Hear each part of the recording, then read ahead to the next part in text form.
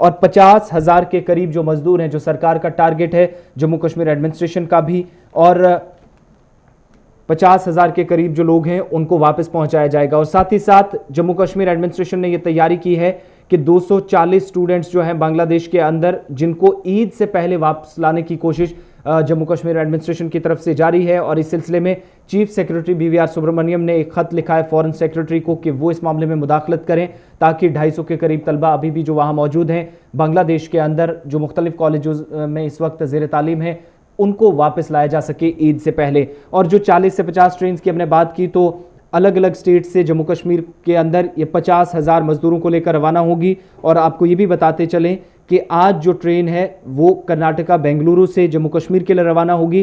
कल एक और ट्रेन, यानी पीर को एक और ट्रेन गोवा से रवाना होगी, जिसमें 1000 से 1200 पर ट्रेन जो लोग हैं जम्मू कश्मीर पहुंचेंगे। श्रीनगर का रुख करते हैं, सीनियर न्यूज़ एडिटर सनम एजाज हमारे साथ इस वक्त हैं। बहुत बहुत शुक्रिया सनम। सबसे पहले ये जानना चाहेंगे, केसेस तो लगातार बढ़ रहे हैं, डिटेल्स क्या है उस पर मैं बाद में आऊँगा, लेकिन एक बड़ा कंसर्न जो इस वक्त बन गया है, जो आम लोग एक तरफ तो कोविड-19 के लपेटे में आ रहे थे, लेकिन अब हेल्थ वर्कर्स का, या वो लोग जो इस वक्त फ्रंट लाइन पर काम कर रहे थे दूसरों की जिंदगी बचाने के लिए, वो खुद इस वक्त कोविड-19 का शिकार हो रहे हैं। किस तरीके से इस वक्त सिचुएशन को देखा जा रहा है? देखिए आसिफ, हेल्थ वर्कर्स का कोविड का शिकार होना जहाँ कहीं उनकी गलती भी माना जाता है, वहीं सरकार की तरफ से उन्हें जो गैजेट्स न मुहैया कराने की बात भी कही जाती है। श्रीनगर के ये जो चौडवा अस्पताल के करीबन 8 मुलाजमीन को, हेल्थ वर्कर्स को, डॉक्टर्स को क्वारंटीन होना पड़ा है। वहाँ पे कल रात को मैं बात जब कर रहा था तो मालूम यही हुआ, डॉक्टर से बात की तो मालूम यही हुआ कि उनके पास जो पीपी गैजेट्स हैं वो नहीं है, दिए नहीं गई हैं। वहाँ हॉस्पिटल एडमिनिस्ट्रेशन की तरफ से उनको गैजेट्स नहीं दिए गए। श्रीनगर के जो बजला अस्पताल की मैं वहाँ पे बात कर रहा था, अगर वो इस वक्त इमरजेंसी सर्विस में डॉक्टर्स हैं और वो नहीं आते कैमरा पे या आगे आके बात नहीं करते, लेकिन आप रिकॉर्ड यही बता रही कि उनके पास गैजेट्स नहीं है। मैंने उनसे पूछा था कि आपके यहाँ ये चूक कहाँ से हुई है, ये कहाँ से हुआ, तो उनका सबका यही कहना था कि गैजेट्स, प्रॉपर गैजेट्स नहीं है। अगर गैजेट्स होते तब हम बात करते कि चूक किससे हुई है। जब गैजेट्स ही नहीं है तो फिर चूक की बात नहीं, फिर कोई भी हमें शिकार कर सकता है।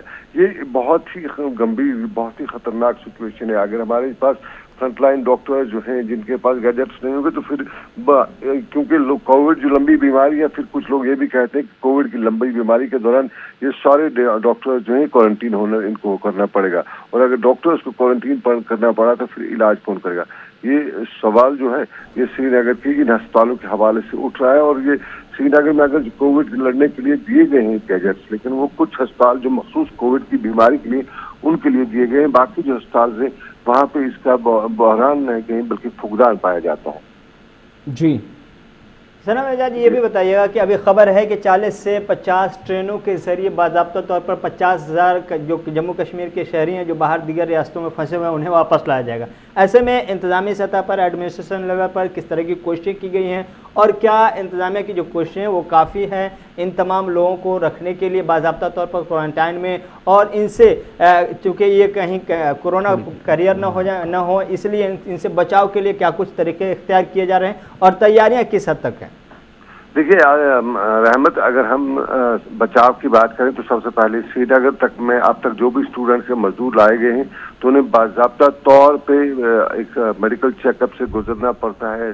हवाई अड्डे से गुजरना पड़ा, फिर श्रीनगर के TRCC पे उन्हें मेडिकल चेकअप से गुजरना पड़ा, और उसके बाद उन्हें क्वारंटीन किया गया। कुछ को डिस्ट्रिक्ट क्वारंटीन किया गया, कुछ को जो हवाई इलाकों में, कुछ को श्रीनगर के में क्वारंटीन किया गया। इसी तरह ये जो नए मजदूर आ रहे हैं ट्रेन की सर्विस के साथ, इनके आने से बहुत ज्यादा परेशानियों का सामना खड़ा होगा। एक ये सवाल खड़ा होगा कि जब इन्हें उधमपुर से आगे लाया जाएगा तो उन्हें किस हालत में लाया जाएगा, किस में लाया जाएगा, क्योंकि ट्रेन सर्विस जो है सिर्फ उधमपुर तक की है, तो उधमपुर के आगे इनके लिए क्या कोशिश की जाएगी।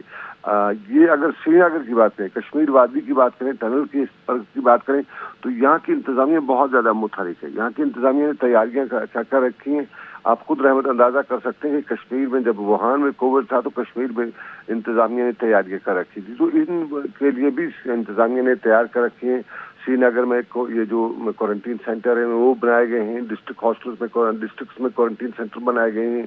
अस्पतालों को जो प्राइवेट हॉस्पिटल्स हैं उनको ऑन बोर्ड लिया गया है। उसके साथ साथ ये जो कुछ ये यतीम खाने हैं या स्टेडियम्स हैं या हॉस्टल्स हैं, सबको क्वारंटीन सेंटर तो बनाया गया है। लेकिन तादाद जो है वो बड़ी तादाद है। उस तादाद में आ रहे लोगों को यहाँ क्वारंटीन करना बहुत ही मुश्किल होगा यहाँ की सरकार के लिए।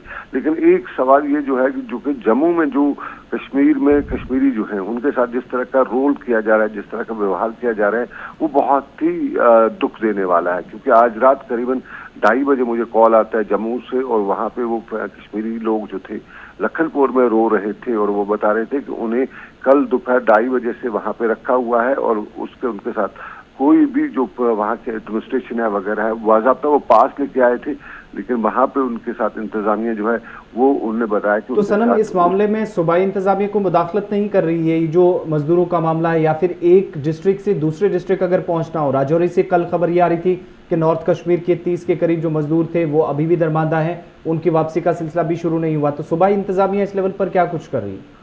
देखिए, इंटरनल डिस्ट्रिक्ट्स के हवाले से इंतजामिया काम कर रही है, लेकिन आउटर डायमेंशन जो है, इंटर डिस्ट्रिक्ट डायमेंशन है या इंटर स्टेट डायमेंशन है या प्रोविंस जो डायमेंशन है, लद्दाख में कश्मीरी फंसे हुए हैं, वो रोज चिल्लाते रहते हैं, अब मुजाहरे पे निकले हुए हैं, लेकिन वहाँ पे उनके साथ जो टाई अप नहीं किया जाता है यहाँ की, जबकि लद्दाख में अब टोटल तौर पर कोविड खत्म हो चुका है, वहाँ केसेस भी नहीं आ रहे, लेकिन फिर भी वहाँ जो कश्मीरी फंसे उनको वापस लाने के लिए इकदाम नहीं उठाए जा रहे। खुद जम्मू में लोगों की बड़ी तादाद है कश्मीरी की, जम्मू तो अब कोविड फ्री है, लेकिन उनको भी लाने के लिए इकदाम नहीं उठाए जा रहे हैं। और इसमें सबसे बड़ी वजह यही है कि जो जिन अथॉरिटीज को करना है, जो नोडल ऑफिसर्स को तैनात किया गया था, उन नोडल ऑफिसर्स ने आते अपने फोन स्विच ऑफ कर दिए, तो उनके बाद उनका कोई कम्युनिकेशन रहा ही नहीं।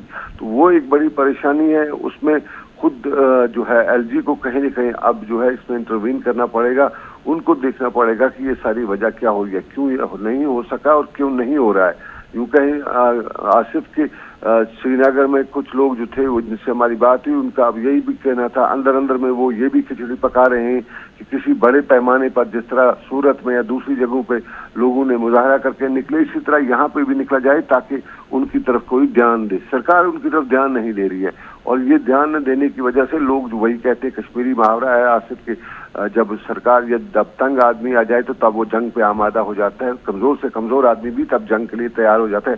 तो वही बात अब यहाँ पे भी कही जा रही है कि जो वो सरकार नहीं करी है तो कुछ ना कुछ वो खुद ही करे। तो ये बड़ी परेशानी बन सकती है अगर इस वक्त इंटर डिस्ट्रिक्ट या ये जो इंटर प्रोविंस या इंटर स्टेट जो डायमेंशन है, इस पे अगर सरकार काम नहीं करती है। अब जो सिचुएशन बनी है कश्मीर वादी के अंदर सनम, अब चूंकि सिर्फ एक हफ्ता रहा लॉकडाउन 3 का, उसके बाद किसी हद तक रिस्ट्रिक्शंस में ढील दी जाएगी, नरमी बरती जाएगी इन तमाम चीज़ों पर? अगर देखा जाए क्या ऐसी सिचुएशन बन रही है जहां पर सरकार ये सोचे, क्योंकि अब खबर ये भी आ रही है कि चीफ सेक्रेटरी जो है, कैबिनेट सेक्रेटरी राजीव गाबा, वो वीडियो कॉन्फ्रेंसिंग के जरिए सभी स्टेट और यूनियन टेरिटरीज के जो चीफ सेक्रेटरीज हैं उनसे बात करेगी इस मामले पर, क्या वहां पर ढील दी जाएगी या नहीं? क्या जम्मू कश्मीर के अंदर ऐसी सिचुएशन है, खासतौर से वैली की? देखिए, वैली की अगर सिचुएशन कहें तो अभी भी पॉजिटिव केसेस की तादाद जो है वो कम नहीं आ रही है, अभी भी खतरे की घंटी बराबर बजती हुई नजर आ रही है। और जिस तरह लगातार जो सस्पेक्ट्स और प्राइमरी और टर्शरी सस्पेक्ट्स जो आते जा रहे हैं वो एक बड़ी तादाद में आ रहे हैं, वो कम तादाद में नहीं आ रहे हैं। और अभी जब हम पहले हमारे पास ये टारगेट था कि सरकार के पास 60,000 के लोग हैं जिनको वो अंडर सर्वेलेंस रखा हुआ है, तो इस वक्त भी वो तादाद जितने भी टेस्ट कराए जा चुके हैं, कुछ लोगों को अस्पतालों से रवाना भी घर को किया गया है, क्वारंटीन सेंटर से भी लोगों को निकाल के घरों को रवाना किया गया है। 2 महीने का टाइम हो, लेकिन वो तादाद जो अब भी घट नहीं रही है, तादाद बराबर उसी के मकदार में है, उसी तादाद में है। और ये तादाद जो है ये एक बड़े खतरे की बात है। अब ये सोचना होगा कि क्या किया जाएगा। उस हवाले से आम लोगों में यही राय है कि कहीं न कहीं राहत तो जरूर देनी पड़ेगी और इस कोविड को साथ लेके लोगों को चलना पड़ेगा, क्योंकि ये लंबी लड़ाई है। और इस लंबी लड़ाई में अगर सिर्फ कोविड के साथ लड़ते रहे तो जिंदगी के बाकी जो हिस्से हैं, बाकी जो हैं, उन हिस्सों पे बहुत ज्यादा असर पड़ेगा। खासतौर पे जो इकोनॉमी तो ऑलरेडी जम्मू कश्मीर की, खासतौर पे कश्मीर वादी की, वो तो जीरो पे है, ग्राउंड जीरो है, लेकिन उसके साथ साथ अब खाने पीने के लाले बढ़ जाएंगे। और कहीं कोविड के हवाले से अगर लोगों में ये भी है कि कोविड से अगर कम मर गए तो फिर भूखमरी से ज्यादा ना मरे, इसके कुछ न कुछ करना पड़ेगा, कुछ न कुछ इकदाम उठाने पड़ेंगे।